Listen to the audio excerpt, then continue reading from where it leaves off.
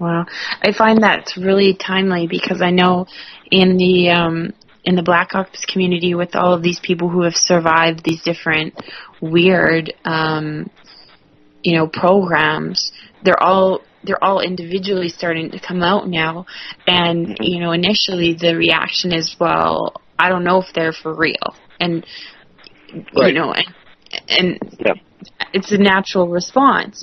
And yet, I'm grateful for you sharing any tactics or approaches that are healthy and supportive in overcoming those fears. Because really it is a fear reaction, would you say?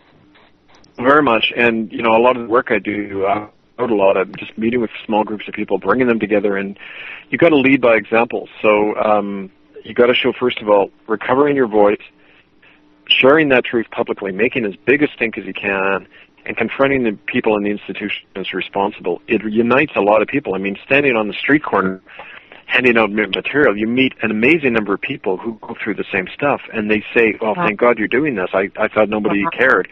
That's how you meet people. So you got to be public and verbal and document it all.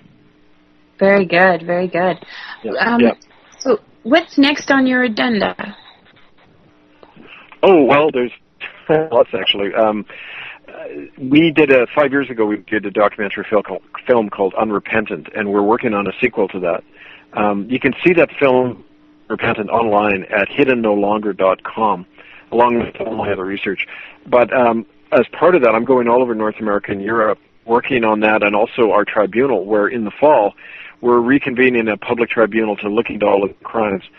And I'm working with groups in Ireland, England, all over Europe, and the U.S. and Canada on this work. We plan to go in October to Rome, where there's going to be a major protest outside the Vatican.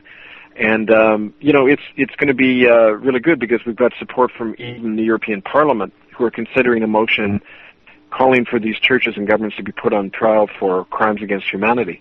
So, there's a lot of response happening, and it's really more than a full-time job. I mean, even just documenting these stories and helping encourage people, it's something we all need to take on. So go to our websites, hiddennolonger.com and IACCS.org. That's International Tribunal into Crimes of Church and State, IACCS.org. We put up regular updates there. And if you want to get a hold of me, I'd be happy to come to any community and speak and work with people about all this. And my email is hiddenfromhistory1, like the number 1, hiddenfromhistory1 at gmail.com. And just educate yourself, first of all, and then find out in your own community what's happening and how you can, help expose these things. Yeah, well, that's something that a lot of people in the Native communities aren't even aware of because it was never really shared with them. But yeah, Tura Wampum is something we try to talk about a lot. The original treaty is a really original understanding of equality between the different nations.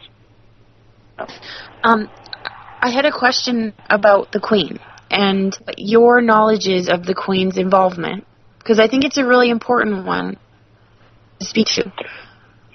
The involvement in what, these... In the reservation schools and the atrocities. Oh, yeah. Well, the Crown of England was there right from the very beginning. They authorized the establishment of these schools. The very first ones were set up by them and the Jesuits. And even Queen Elizabeth herself is implicated. There was an incident observed by several people where she and Prince Philip came to a Catholic residential school in British Columbia and took 10 children out of the school, and none of these kids were ever seen again. Good God. That was in October 1964, which was interesting numerologically because it formed 10 children were taken on the 10th day of the 10th month, and when you add up 1964, you get 10. So, I mean, I think there is some significance to that, and these children were all from there, and they were just vanished. They were never seen again. So, we wrote to Buckingham Palace about that. We never got a response. But, I mean, it's kind of like she's formally the head of state of Canada, and so in any serious tribunal, she would have to be summoned to answer these charges. So that's, part of the hope of what we're trying to generate. The incident when she took the kids? was 1964. She was on a state visit to Canada. Well, nobody will put the question to her, unfortunately. You see, in Canada, the courts, the judges, the lawyers, the cops, members of Parliament, they all take a personal oath of loyalty to her, not to the Constitution or to the people of Canada. So they're all bonded servants of the Crown of England, which is really not just her, but it's really the City of London banking cartel. Slaves by any other name. Right, yeah.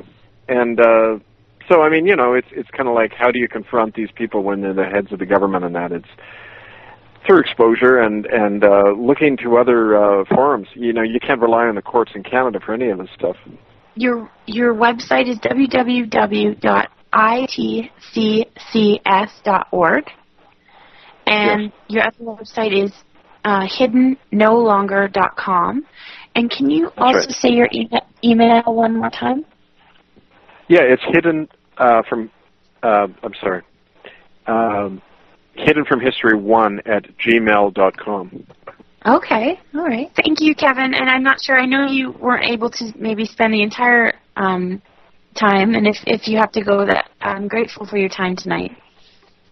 Well, I'm sorry, I had that mixed up. I thought we were over. But I really appreciate you having me on. I hope we can do it again, because there will be a lot of important updates coming, especially about the work we're doing to uncover the graves of these children and give them a proper burial and proper recognition of what happened to them. So that's something that's starting both in the U.S. and Canada. And really, if people have any information on, knowing about the deaths of children and where they might be buried, we are putting together a whole inquiry into that. So please contact me, hiddenfromhistory1, like number 1, @gmail.com.